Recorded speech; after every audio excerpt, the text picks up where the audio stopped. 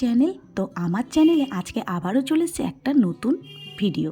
তো একটা নতুন রেসিপি নিয়ে তোমাদের সামনে চলে এসেছি। এই রেসিপিটা কিন্তু খুব হেলদি আর টেস্টিও। তো সবার ফার্স্টে ফ্রাইং প্যানে একটু তেল গরম করে তাতে কালো জিরে দিয়ে দিয়েছিলাম। কালো জিরে দেওয়ার পরে কিছুটা কুচনো পেঁয়াজ তার মধ্যে দিয়ে দিলাম। এবার কুচনো পেঁয়াজটা একটু নাড়াচাড়া করে হালকা হালকা ভেজে নেব, বেশি ভাজবো না। এই জাস্ট এদিক ওদিক করে একটু পেঁয়াজগুলোকে নাড়াচাড়া দিয়ে ভেজে নেব। তো আজকে আমি বানাচ্ছি বিট গাজরের ভাজা, সেটা চচ্চড়িও বলতে পারো। তো দেখো একদম বিট আর গাজরগুলোকে সরু সরু করে কেটে নিয়ে এসেছি। এবার পেঁয়াজগুলো একদম অল্প একটু দিয়েই নাড়াচাড়া করে নিয়ে তার মধ্যে বিট গাজরগুলো দিয়ে দিলাম। এই রেসিপিটার মধ্যে কিন্তু কোনো মশলা যাবে না, ওর জন্যই বললাম হেলদি অ্যান্ড টেস্টি। এটা বয়স্কদের বা বাচ্চাদের বা যারা অল্প বয়স আছে তাদের খাওয়ালেও বা খেলেও কোনো সমস্যা নেই। কেন কি এটা খেলে কোনো গ্যাস অম্বল বা কোনো সমস্যাই কিচ্ছু হবে না। বাচ্চাদের খাওয়াতে পারলে তো খুবই ভালো, কেন এর মধ্যে আছে বিট গাজর, যেটাতে কিনা দুটোই ভেজিটেবলসই একদম প্রোটিন।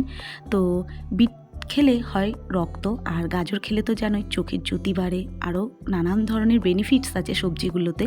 তো এই দেখো পেঁয়াজের মধ্যে শুধু আমি কিন্তু বিট গাজরগুলোই দিয়ে দিয়েছি, আর তারপরে একটু নাড়াচাড়া করে নিয়ে দিয়ে দিলাম একটু নুন, আর দিয়ে দেবো সামান্য একটু হলুদ। তারপরে 2 থেকে 3টে কাঁচা লঙ্কা চিড়ে এর মধ্যে দিয়ে দেবো। এই দেখো নুন হলুদটা দিয়ে ভালো মতন ভেজে নিলাম। আমি সত্যিই বলছি, ট্রাস্ট মি, একবার বাড়িতে কেউ ট্রাই করে দেখো। উইদাউট মশলা, কোনো মশলাই এর মধ্যে যাচ্ছে না, সত্যিই খুব ভালো খাবে। গরম গরম ভাতের সাথে বা রুটির সাথে খুব ভালো লাগবে। আর এই শীতের সকালে যদি রুটির সাথে সকাল বা রাতে খেতে পারো তাহলে তো আরোই ভালো লাগবে। আর যেহেতু পেঁয়াজ দেওয়া আছে ওর জন্য বিটের যে গন্ধটা, সেই গন্ধটাও কিন্তু একদম লাগবে না। তো এর মধ্যে দেখো দিয়ে দিলাম 2 থেকে 3টে কাঁচা লঙ্কা চিড়ে। তো এইবার আরেকটু ভালো করে ভাজা ভাজা করে নেব নাড়াচাড়া করে। তো একটু ঢেকে দেবো নাড়াচাড়া করে, যাতে বিটটা আর গাজরটা নরম হয়ে যায়, মজে যায়। বিটটা একটু শক্ত, একটু গলতে টাইম লাগে, কিন্তু গাজরটা একদম নরম হয়ে যায়।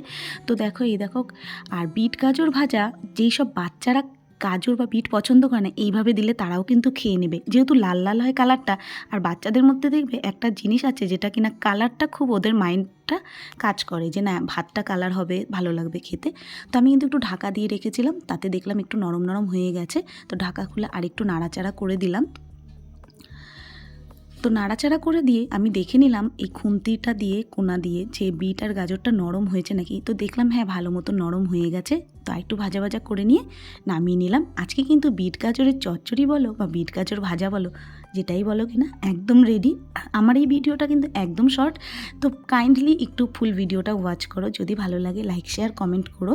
আর অবশ্যই বাড়িতে এইভাবে এই শীতে বিট গাজর ভাজাটা বড়দের বা বাচ্চাদের তোমরা দিও করে, তারা অবশ্যই ভালো খাবে, তোমরাও ভালো খাবে। তো কেমন লাগলো কমেন্ট করে কিন্তু জানিও, ঠিক আছে?